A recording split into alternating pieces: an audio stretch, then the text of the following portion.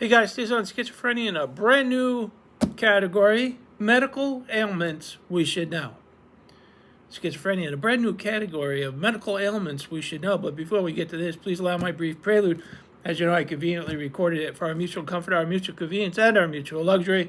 Hey, listen, I'm no spring chicken. I know you're thinking right now he's got to be a spring chicken. I say nay, nay, nay, and I've been around a few preludes in my many years. I'm telling you, this prelude's got something particularly luxurious, like an ever-luxurious cartoon. Hello there, my name is Robert Francis. You've stumbled on a long time ago, they didn't make cartoons for adults. Me and the Bird. That's right. We talked schizophrenia. But then The Simpsons came along. This is the cut of my jib right here. And that was that. My medical confidentiality. This is my newest book, the Recovery Handbook. 15 years. Check it out on Amazon. Diagnosed with schizophrenia for a score of 5. Amazon.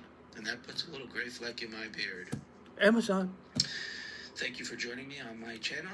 No, it's a topic. It's a topic. Well, I'm no doctor, and you know that, but I've spent many hours working in medical facilities, so I know a thing or two about medical ailments. Me living with schizophrenia, it's always good. You living with schizophrenia, it's always good to be aware of medical stuff because you never know when it's going to pop up, and when it pops up, it's good to know. So today we talk about anemia. Anemia is when it's a blood deficiency, and when you lose blood, sometimes what happens is you get anemic. So if you lose blood, you can be anemic, which means that you may be unusually fatigued. So if you're ever really fatigued unusually, you got to ask yourself, have I been losing blood at all? I mean, like, seriously, if you had an injury and you lost blood, that's why you get lightheaded and short of breath and everything, because you lose blood. Also, people can get, like, gastro tears, and you can bleed internally, and that can cause anemia. It can get dangerous if it's severe. If it's mild and you're just losing a little blood, for example, you can lose blood through hemorrhoids. If you have hemorrhoids, sometimes people bleed through hemorrhoids. They can become anemic by losing just a little bit of blood every day. And you get fatigued, short of breath, you might get pale or dizzy. So the main thing with anemia is if somebody all of a sudden is unusually tired, you got to ask them, have you been losing any blood in any kind of way? That's anemia.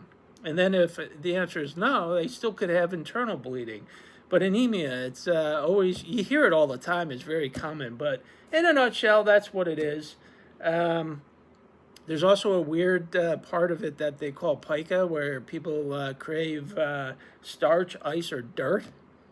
So if somebody's like craving ice, sometimes that's anemia signal as well. And I think it's, for the most part, you stop the bleed, you're okay. And it can be corrected pretty easy. Some people, I think, live with anemia, and it's you don't get oxygenated in your body, so you get fatigued. Anemia, brand new edition of Random Medical Ailments. Stay tuned for a new one. I'm not a doctor, but I play one on TV, and that's very luxurious, like a cartoon. They didn't have cartoons for adults before, and then the Simpsons came along, and that changed that, didn't it?